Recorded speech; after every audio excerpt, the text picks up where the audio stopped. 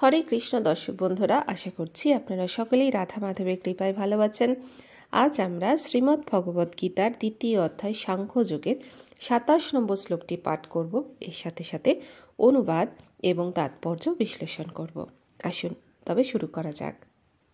জাত্যস্য হি ধ্রুব মৃত্যুঃ ধ্রুবং জন্ম মৃতস্য চ তস্মাৎ পরিহর্যেহর্তে না ত্বং শচিতুমর্হসি। অনুবাদ: যার জন্ম হয়েছে তার মৃত্যু অবশ্যম্ভাবী, এবং যার মৃত্যু হয়েছে তার জন্মও অবশ্যম্ভাবী। অতএব অপরিহার্য কর্তব্য সম্পাদন করার সময় তোমার শোক করা উচিত নয়। তাৎপর্য: জীবদ্দশায় কৃতকর্ম অনুসারে কোনো বিশেষ দেহপ্রাপ্ত হয়ে আত্মা জন্মগ্রহণ করে। তারপর কিছুকাল যাবৎ জড়জগতে ক্রিয়াকলাপ সম্পাদন করার পর তাকে মৃত্যুবরণ করতে হয় আরেকটি দেহলাভ করার জন্য। এভাবেই আত্মা জড়বন্ধন থেকে মুক্ত না হওয়া পর্যন্ত জন্ম মৃত্যুর চক্রে আবর্তিত হতে থাকে।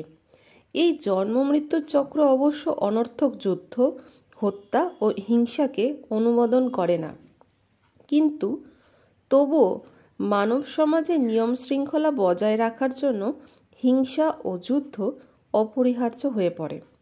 ভগবানের ইচ্ছার ফলে কুরুক্ষেত্রে যুদ্ধের আয়োজন হয়েছিল বলে তা অবশ্যম্ভাবী ছিল, এবং ন্যায়সঙ্গত কারণে যুদ্ধ করাটা ক্ষত্রিয় ধর্ম।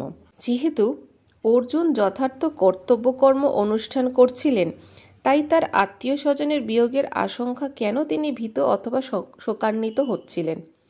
নিয়ম লঙ্ঘন করা তার পক্ষে সম্ভব ছিল না, আর তাই যে পাপ কর্মে ভয়ে তিনি ভীত ছিলেন তার ফলভোগের অধিকারও তিনি ছিলেন না। তার কর্তব্যকর্ম থেকে বিরত থাকলেও মৃত্যুর হাত থেকে তিনি তার আত্মীয় স্বজনদের রক্ষা করতে পারতেন না, কিন্তু ভুল কর্মপন্থা অবলম্বন করার জন্য তিনি অধগামী হতেন। তাহলে দর্শক বন্ধুরা, এই ছিল আমাদের শ্রীমদ্ ভগবদ গীতার 2য় অধ্যায় সাংখ্যযোগের 27 নম্বর শ্লোকের তাৎপর্য।